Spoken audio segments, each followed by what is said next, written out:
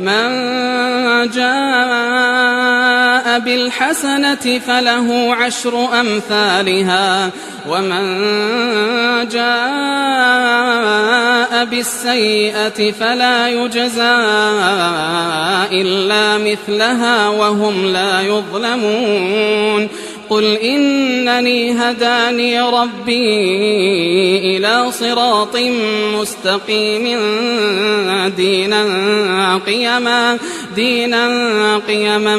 ملة إبراهيم حنيفا وما كان من المشركين